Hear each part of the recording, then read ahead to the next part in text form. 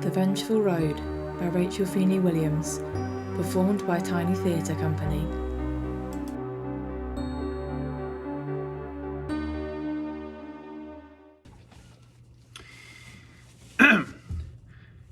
The Vengeful Road by Rachel Feeney Williams.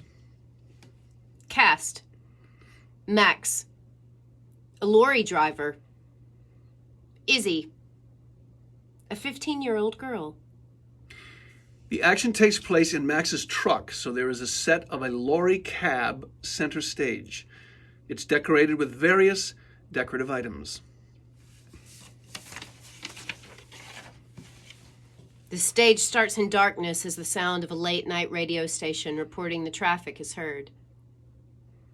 After a few moments, the headlights of Max's lorry come on, and the sound of the lorry driving is heard with the radio. After a few moments, the full stage lights come up, revealing Max sat at the wheel with a Bluetooth piece in his ear.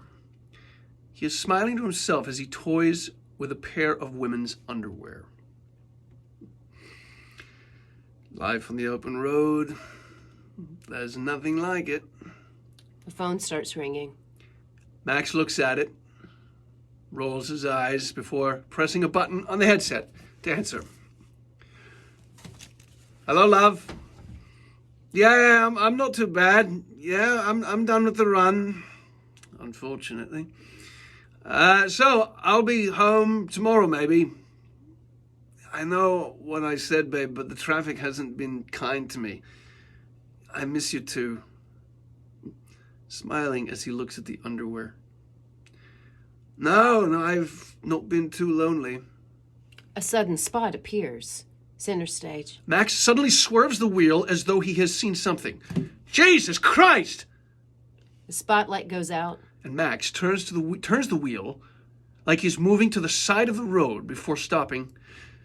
He breathes heavily for a few moments and looks back over his shoulder before realizing someone on the phone is talking to him. Sorry, love, I'm still here. Yeah, I'm not sure. I think it must have been a deer. No, I'm fine. Yeah, I'm fine. Yeah, really, love, really. And actually, I might find somewhere to stop tonight. That spooked me a bit, so I'm not sure when I'll get home. Oh, you're so understanding, love. I'll call you when I'm on the home straight. Okay. Give the kids a kiss from me. Love you. Max presses the button on his headset before looking at the women's underwear and smiling. Unexpected detour. Puts the underwear to his face, deeply inhales. It's just perfection. He continues to inhale and smiles. As the sound of a girl's voice screaming, crying, and begging him to stop is heard. This goes on for a moment before a spotlight shines stage left. Max glances in her direction and jumps again as though he has seen something. What the hell? He drops the underwear as the spotlight goes out again. Max moves closer to the driver's window and looks around, frowning before shaking his head. That was too long on the road. Need to find somewhere to rest.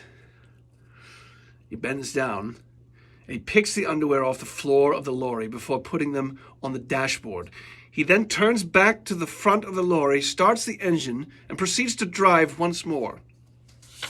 After a moment or two, the girl's recorded voice is heard again, but this time a lot louder and mixed in with other girls' voices doing the same.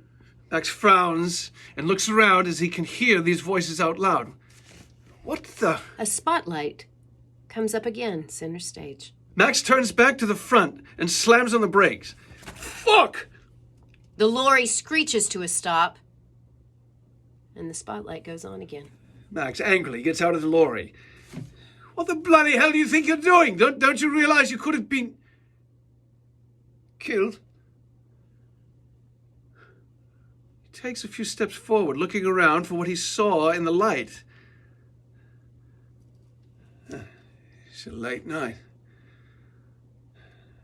Max turns around to go back to the lorry. And Izzy is standing there. She's a 15-year-old girl wearing jeans, a t-shirt, and a winter jacket. She carries one small rucksack. Hello. Whoa! Sorry, I didn't mean to startle you. Did you see See what? this girl? She was right there. No, sorry. I didn't see anyone. Are you sure you're okay? Yeah, fine. It's just been a long night. What are you doing lurking around in the dark anyway? I've been walking the road most of the night. And you've not seen any other girl? I've not seen anyone. I was wondering if I could actually get a lift, actually. Oh. And, where are you headed? I'm not really sure, just as far as I can get. Well, I'm on a tight schedule. I'm happy for you to drop me off wherever. Please. Well, I can never say no to please. Hop in. I'll be right in. Thank you very much. Izzy walks around the outside of the lorry and opens the passenger door before climbing in. She puts her bag on the seat beside her. Max smiles to himself as he takes one last look around. Oh, yeah. The perfect night. Moves back to his door before climbing back into the lorry. He starts the engine up and starts to drive. After a few moments, he glances over at Izzy and notices she's looking at the underwear on the dashboard. He leans forward and takes them off the dashboard. They're the wife's. Oh. Yeah, she's the kinky sort. Likes me to think of her when I'm away. How long you been married? Oh, 3 years now. And she never wonders about you out on the road. What do you mean?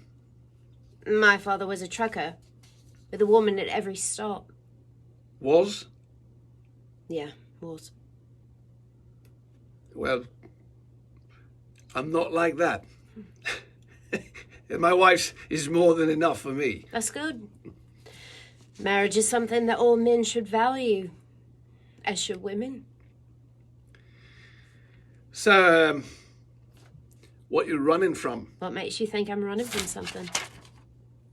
You don't mind where you go as long as it's far away. That says running to me. Or maybe I just like the idea of travelling with you for as long as possible. You want to be careful saying things like that. I might think you were flirting with me. Really?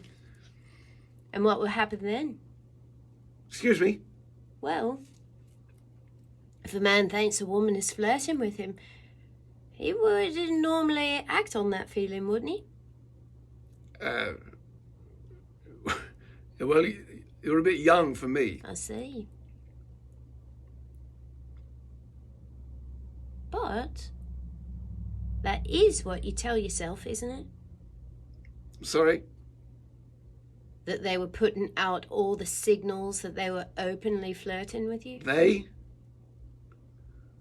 And that's why they deserved what they got. I beg your pardon? You know what I'm talking about, Max. No, How do you know my name? Oh, I know much more than that. Izzy opens her bag, takes out a handful of women's underwear. I know about Karen, throws a pair. Angela, throws a pair. Louise, throws a pair. Jennifer, throws a pair. Monique, throws a pair.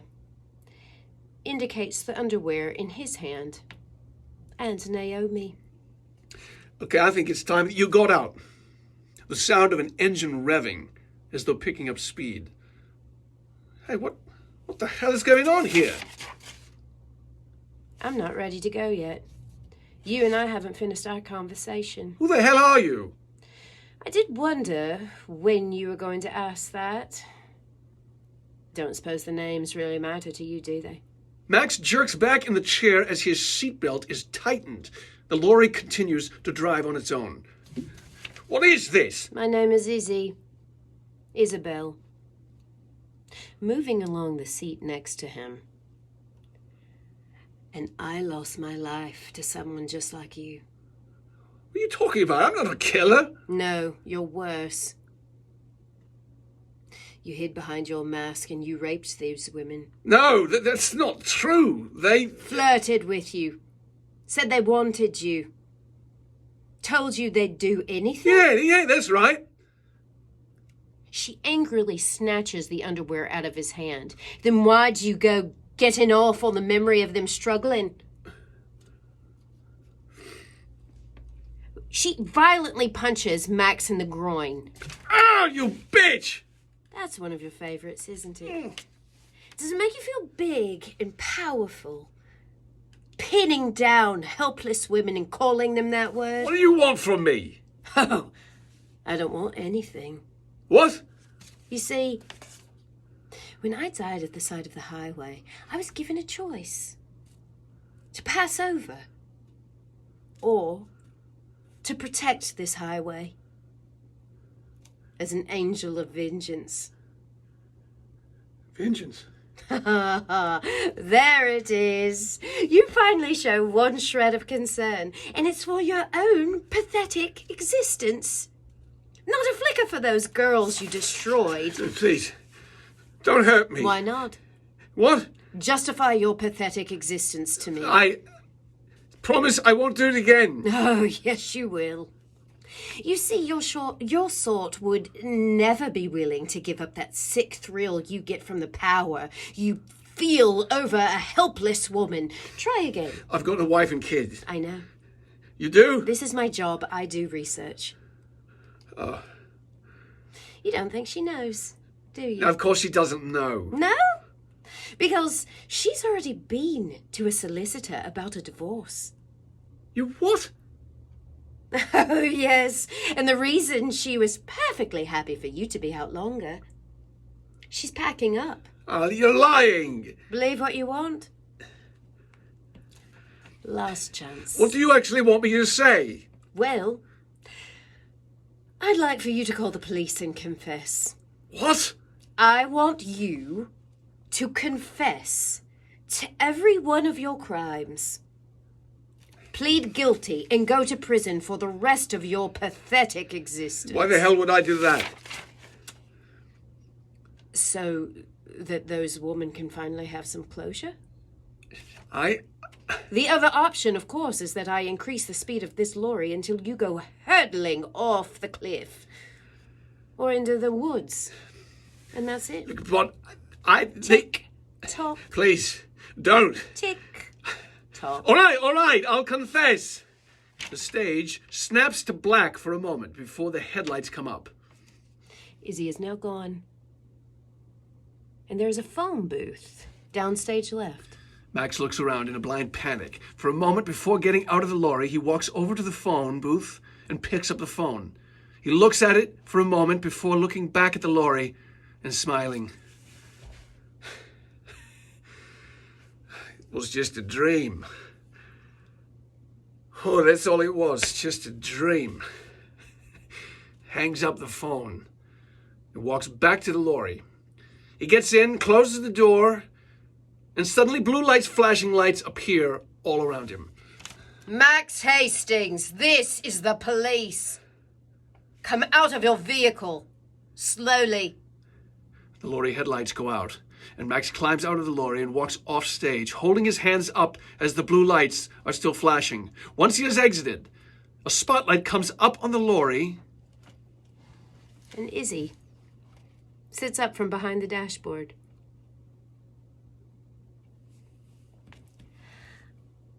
I don't expect to ask twice. Lights snap to black. End of play.